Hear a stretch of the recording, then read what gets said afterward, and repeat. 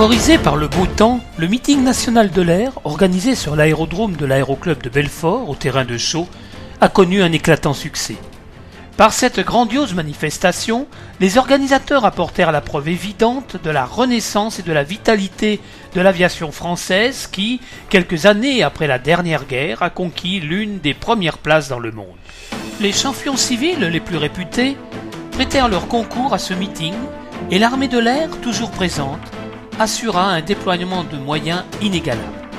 Les virtuoses de la haute voltige aérienne firent passer des moments émouvants aux milliers de spectateurs présents, et ce fut réellement du grand cirque avec des loopings impressionnants, des renversements, des rétablissements qui donnèrent le frisson, des loopings à l'envers, des S verticaux, vrilles, cloches, nœuds de Savoie, tonneaux, tout le répertoire acrobatique de la haute école aérienne fut présenté dans un concert de vrombrissements de moteurs mêlés aux cris de la foule en délire.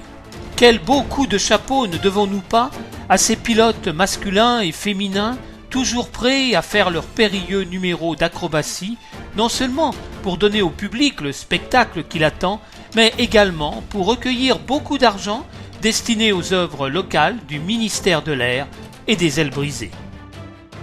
Ils ont pour nom Elisabeth Boselli, au palmarès aéronautique étincelant, dans sa magnifique exhibition sur son stamp de la patrouille d'Étampes.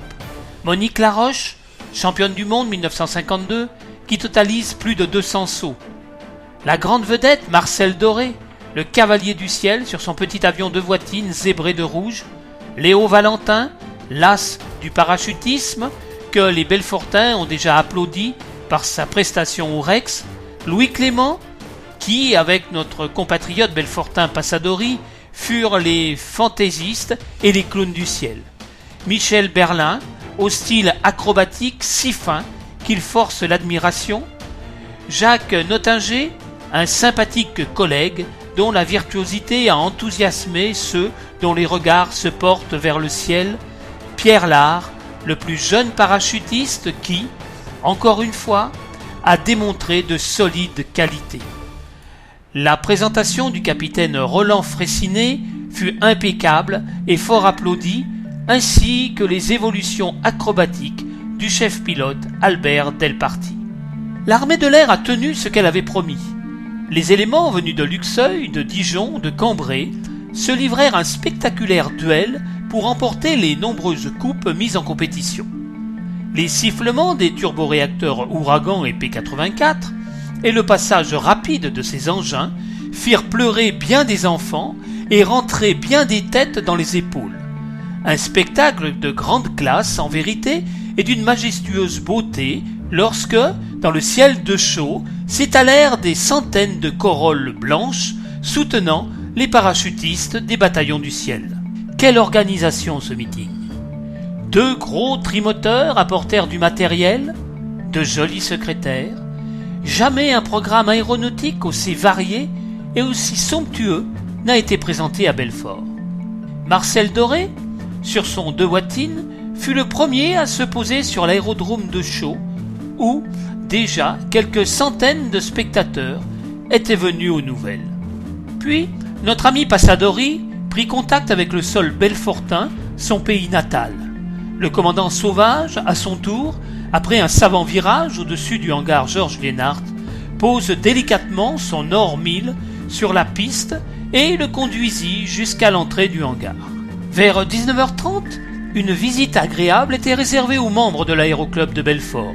La Belfortaine Yvonne Jourjon, monitrice de Saint-Cyr, première monitrice du monde, accompagnée du comte Roger de la Rochefoucauld, était accueillie par sa sœur, Madame Vendresse, entourée du docteur Lefebvre, président de l'aéroclub, de Monsieur Rhin, trésorier, de Monsieur Ecker, moniteur, et d'autres membres du club. Mademoiselle Yvonne Jourjon, qui est membre fondatrice de l'aéroclub de Belfort, passait la nuit au Grand Hôtel, puis, samedi matin, prenait place avec son élève dans son magnifique Air-Coupe, afin de poursuivre l'itinéraire imposé au concours du rallye de Deauville. Le petit appareil du jeune constructeur alsacien Brobecker, le turbulent, fut amené sur la piste et prenant place à son bord, la jeune et gracieuse pilote mademoiselle Monique Recouvreur de Danjoutin s'envola pour une petite promenade au-dessus de la campagne. À son retour, Jean Passadori ne put résister à la tentation de faire lui aussi sa petite promenade sur le turbulent qui le mania en main de maître et avec lequel il effectua quelques petites fantaisies. Le capitaine Gisclon, commissaire de l'air, nous présenta également un aperçu de sa maîtrise en faisant les rasemottes impressionnants au-dessus du terrain. Samedi fut le jour de réception des personnalités officielles. À midi, la musique de l'armée de l'air défila dans les rues de Belfort. Puis, une petite cérémonie se déroula à 15h45 au monument aux morts. Un détachement des parachutistes et un détachement du 35e RI rendaient les honneurs quand les autorités arrivèrent au square du Souvenir où se trouvait rassemblée une grande foule. Le général de l'armée de l'air, Pélissier, était entouré de M. Ehrenschmidt, préfet du territoire, Metzger, maire de Belfort, le colonel Moreau, commandant la place de Belfort, M. Albert Japy, le docteur Lefebvre et les membres du comité de l'aéroclub de Belfort. Ils déposèrent une gerbe au pied du monument. Le cortège se reforma pour prendre alors la direction de l'hôtel de ville où le maire, M. Metzger, souhaita la bienvenue au général Pélissier et à ses hôtes et exprima sa satisfaction que la ville de Belfort ait été choisie pour l'organisation d'un meeting national de l'air. Le soir, à 20h, au restaurant du Lac, à Bas-Évêque, un dîner popote réunit les personnalités, les organisateurs et les participants qui, après le petit chahut d'usage, se séparèrent pour affronter le lendemain les responsabilités et les dures épreuves du meeting. Les 25 000 spectateurs massés sur les abords du terrain et dans la campagne avoisinante étaient constamment tenus au courant par le sympathique speaker Jacques Nottinger, journaliste aéronautique, chef du service de presse de l'Union syndicale des industries aéronautiques, dont la voix était retransmise grâce à la parfaite diffusion mise au point par Radio Secours de Belfort, qui, de la voiture radio, transmettait la parole par 25 haut-parleurs disposés à 25 mètres les uns des autres et reliés par 3 km de fil. De nombreuses personnalités avaient pris place à la tribune officielle.